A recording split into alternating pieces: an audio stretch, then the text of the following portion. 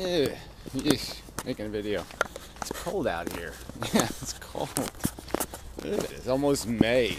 Yeah, this weather's horrible. So I guess that's what it's going to be like. You know, we're just in the El Nino thing or something. So we're going to get the cold shit for a few years, and then we'll get the hot shit. But anyway, just don't care for it. I'm really in the mood for some summer. This ain't summer. Professor Anton. Okay, so he added in on this whole spiritualism bullshit or spirit science conversation that's involved concordance and to be serious and Piro and me. So, you know, it's expanding. It's two circles expanding into each other, so to speak, two different conversations. But whatever. I'm just so sick of this shit. This isn't that complicated. Being reasonable is not a complex subject. There's reasonable theory and unreasonable theory. And, you know, we've nailed down some of this stuff. And the whole thing is just idiotic. Yeah, there is a problem with science. Okay, so this relates to the amazing atheist point about the fact that science is being doubted by people. Well, partly because, what scientists have sold out to the capitalist, and then they've gotten themselves involved in things like Fukushima.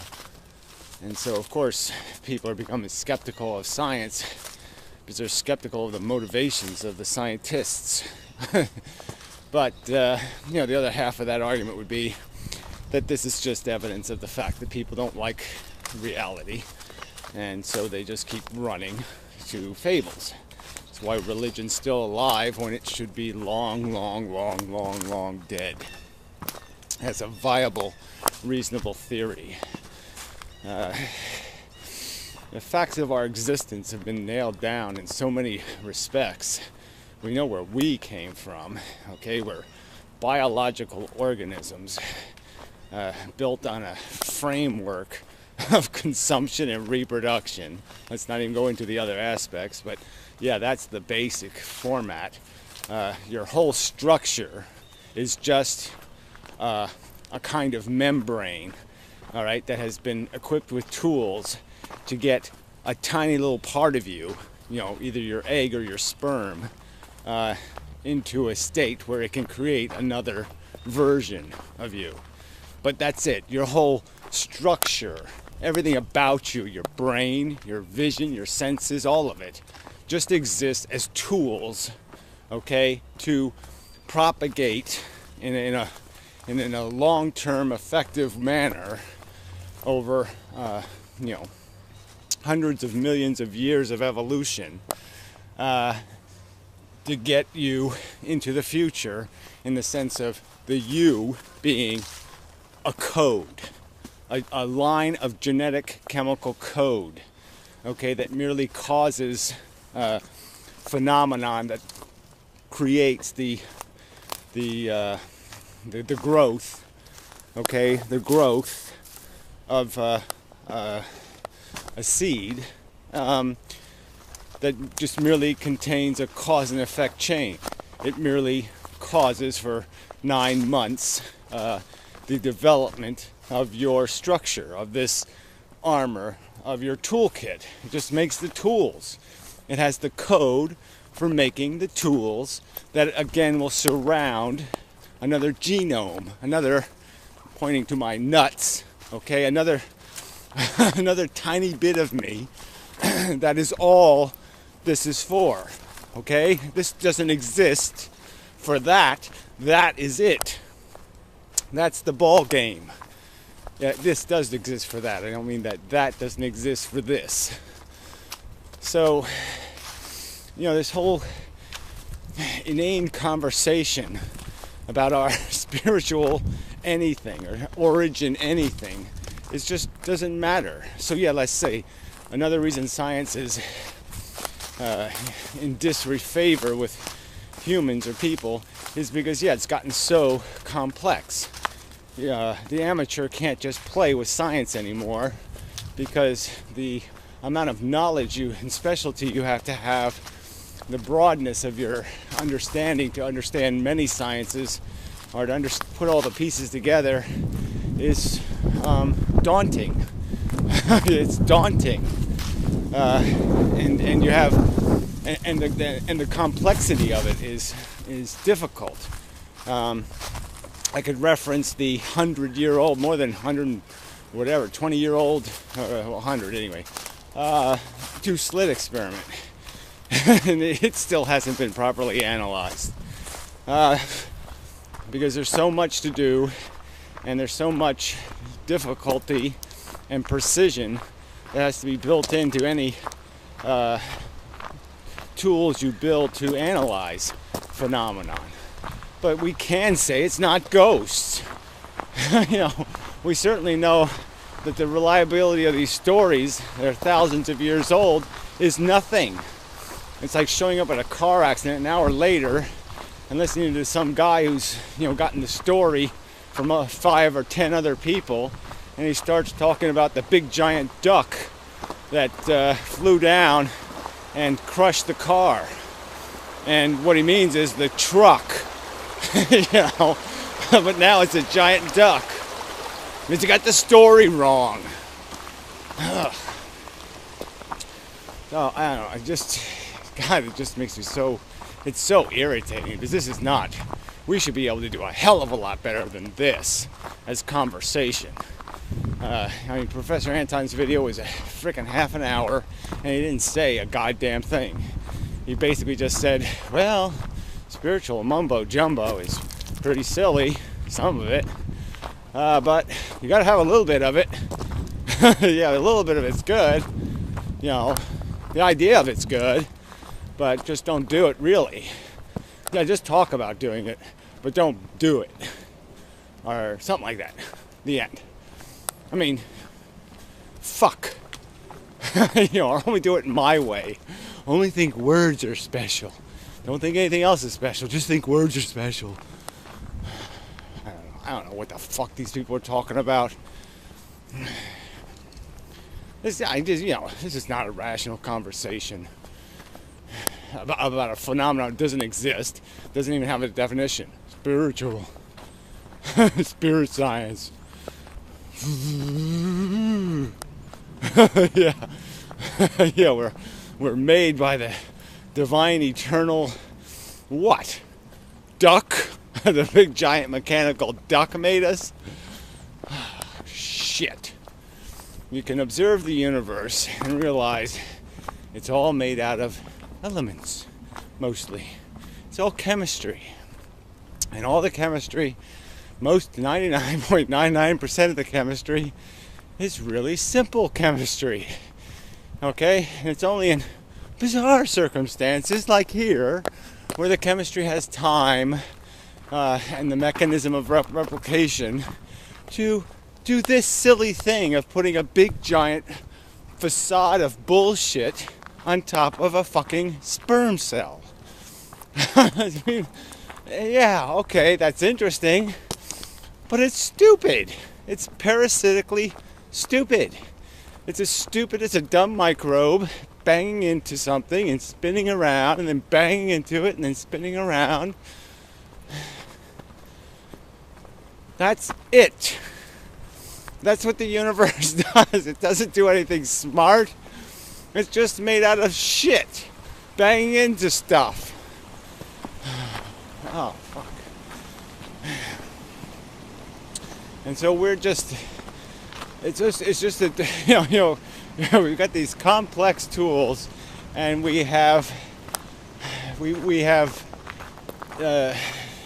what's the word for that feedback thing, that infinite feedback. We have infinitely feedbacked our own bullshit. And so we've made like golden bullshit to put on the bullshit. And then we're putting double gold bullshit on that bullshit. But it's all made out of the bullshit. It's just recycled bullshit. So what else do I want to say here? Yeah, I mean, the realm of reasonable is getting smaller and smaller. That's the thing we should be saying the realm of reasonable belief is getting smaller, not bigger. And all we can, the details are, the stuff we don't know is almost, you could argue, superfluous. We don't need to know it. We don't need to know whether it's a big bang or a big crash or a big implosion or a big explosion. You just don't need to. Because we know this mechanism. We know why we have senses. We know why our psychology works the way it does. It's because of the niche our kind exploited. And that's it. There's no other reason.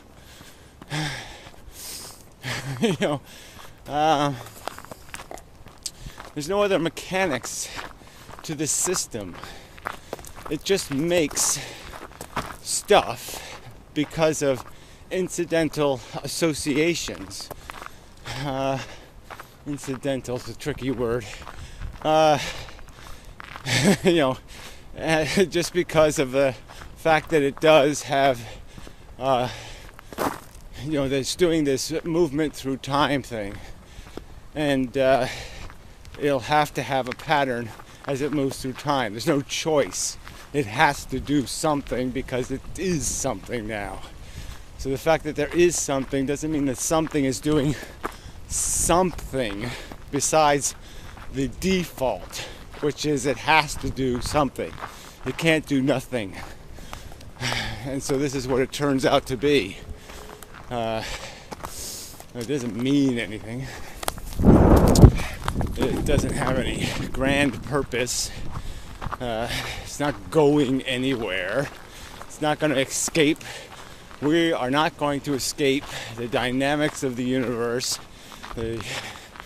Professor Einstein like black holes and why light doesn't escape. Light doesn't. That is a fallacy of the imprecision of the physics again. Light doesn't escape because light gets eaten. The black hole changes the matter. It converts matter into energy and absorbs it. That's why the light doesn't escape, because the light isn't produced. You can't produce light in a black hole because nothing that would produce light can exist, because all the matter is converted into energy. I mean, it's just... So I'm just... Because the scientists just fall into this. They don't mark... That's probably the key thing. Every statement a scientist makes should be labeled and marked with a confidence code or something. On a scale of 1 to 100 or something. A credibility code. Something to indicate, look, I'm just making shit up. Versus, oh shit, there's no other conclusion. These are two different things. The fact that our structure exists as toolkit to in a very specific manner replicate one cell in my body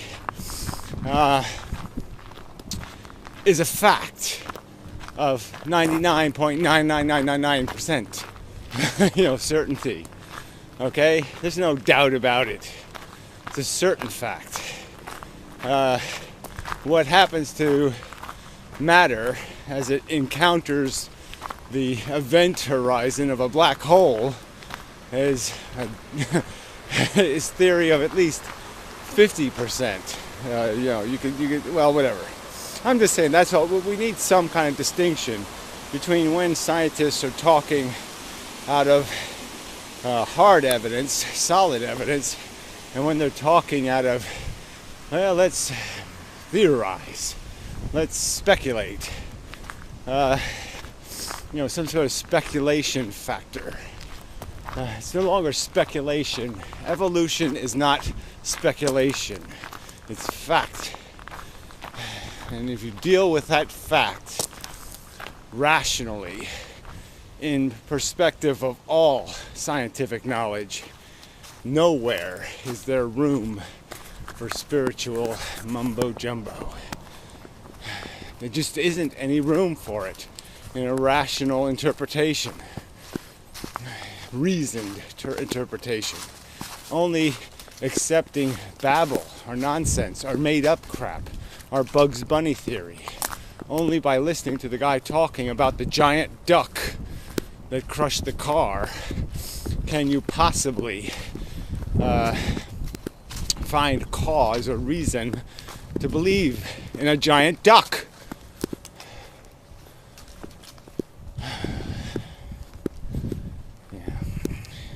I wanted to do this better, so I'll have to redo it a few million more times. Like, come on, people, get rational.